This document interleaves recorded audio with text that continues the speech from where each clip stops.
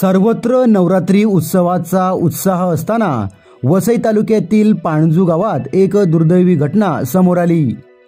धावत्या लोकलमधून फेकलेल्या निर्माल्याचा नारळ डोक्यावर लागल्याने पाणजू गावातील संजय दत्ताराम भोईर वय 25 याचा दुर्दैवी मृत्यू झाला आहे।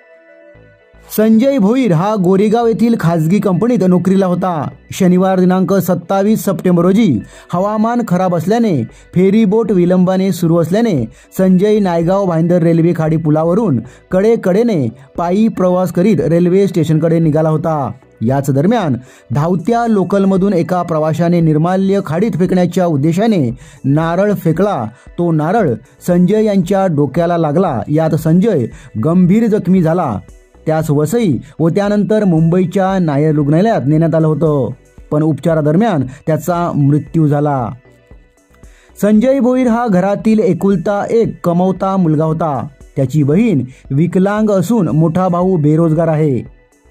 15 वर्षापूर्वी त्याच्या आईवडिलांचा देखील नायगाव खाडीत बुडून मृत्यू झाला आहे। लहानपणीच आईवडिलांचे छत्र हरवल्यामुळे त्याची आत्या कमळाबाई भोईर यांनी त्याचे पालनपोषण केले। संजय भोईर याच्या निधनामुळे त्याचा सांभाळ करणारी वयोवृद्ध आत्या कमलाबाई भोईर यांच्या समोर उदरनिर्वाहाचा मोठा प्रश्न निर्माण झाला आहे। त्यामुळे आपण या घटनेचा सहानुभूतीपूर्वक विचार करून कुटुंबियांना एक मदतीचा हात जमेल तेवढी आर्थिक मदत करण्याचे आवाहन करण्यात आले आहे। यासाठी 97623888010 विकी अरुण भोईर या गुगल पे नंबरवर आर्थिक मदत करून हातभार लावून सहकार्य करण्याचे आवाहन करण्यात आले आहे।